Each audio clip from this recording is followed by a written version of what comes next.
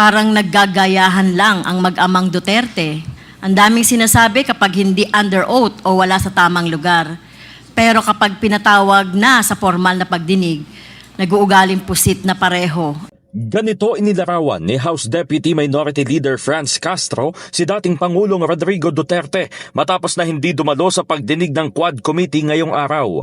Sa ikasyam na public hearing ng Quadcom patungkol sa issue ng umano'y extrajudicial killings at war on drugs ng Duterte administration, unang tinalakay ang nilalaman ng liham ng dating Pangulo sa pamamagitan ng legal counsel nito na si dating LTFRB Chairman Attorney Martin Delgra III. Kinwestiyon kasi ni Committee on Public Accounts Chairman Joseph Stephen Paduano ang otorisasyon ni Delgra na katawanin si Duterte gayong wala namang dokumento na ipinresinta. Pati ang medical certificate ng dating punong ehekutibo na isa nang ipasumite lalo't nakasaad sa liham ni Duterte na masama ang pakiramdam nito.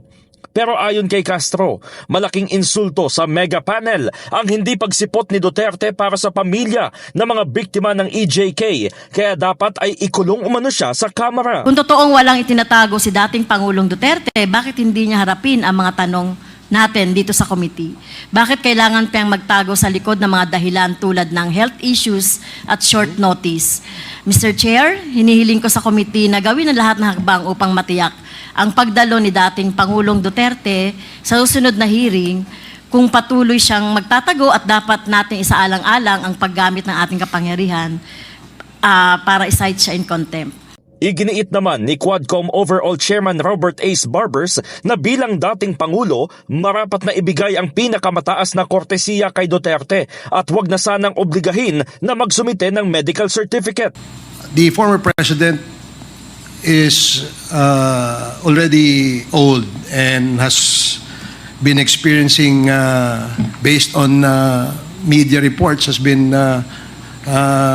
sick lately and has actually had his medical check-up, I believe. And I think in deference to the former president, I think we should afford him the courtesy. Gayunman, ipinunto ni Paduano na bahagi ng rules para sa lahat ng resource persons ang magpaliwanag kung bakit hindi sila nakadalo sa pagdinig.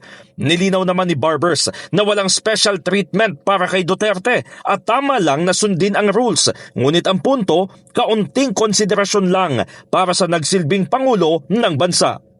In the heart of changing lives, ako si Brigada Haji Caaminio ng 105.1 Brigada News FM Manila, the Music and News Authority.